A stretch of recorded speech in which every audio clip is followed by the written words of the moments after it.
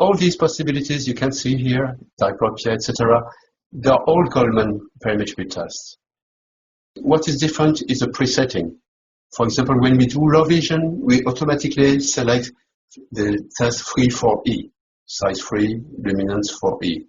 We also automatically select this grid, which is the Esterman grid. So here, what the technician will do, his job is just to test all these little areas and indicate if there is a response or no response from the patient.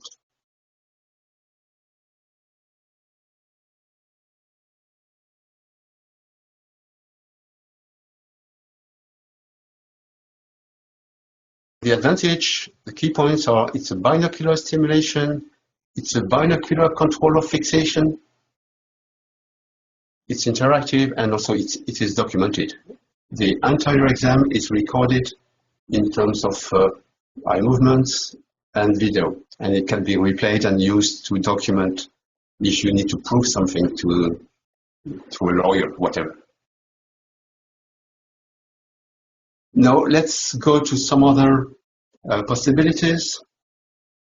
You can do a fast evaluation of ptosis, where you will first record the position of the upper isopter using natural eyelids. So you will measure these.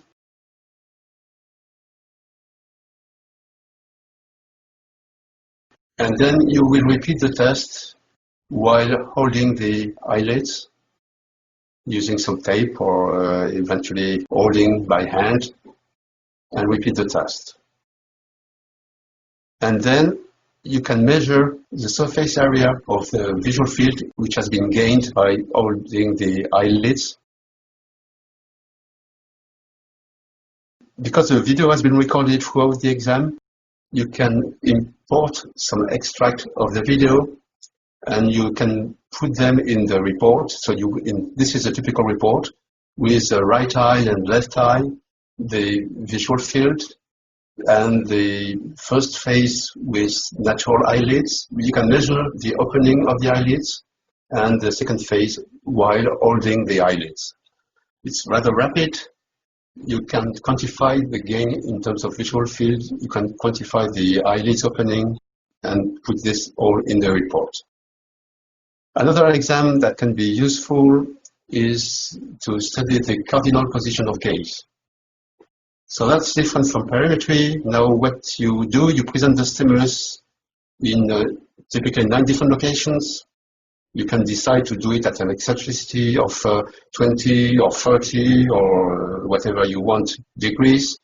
And you ask the patient to look at this eccentric fixation. Every time the child is looking, you just validate that he is looking properly.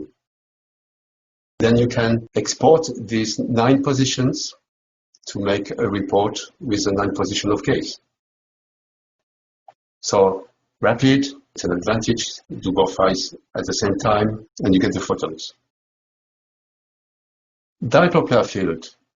Diplopia field is about looking for which area are with single vision and which area are with double vision, and eventually which area are with suppression. You need to train the patient to indicate if he can see single or double. So typically you will present in the center, a small task, then move to the periphery and ask, when do you see double, do you see double, do you see double?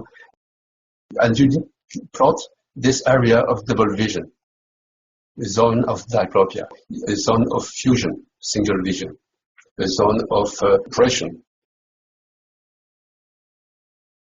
We have divided the field in different zones with a different weighting, and if it's eccentric like here, it's a small weighting. If it's center, it's a high weighting.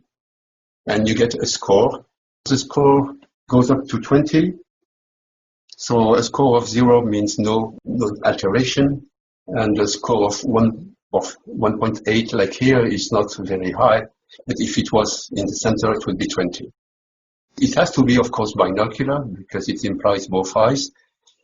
Video recording, you can see with the video quite accurately if both eyes are moving together or not. And of course, you get this automated scoring.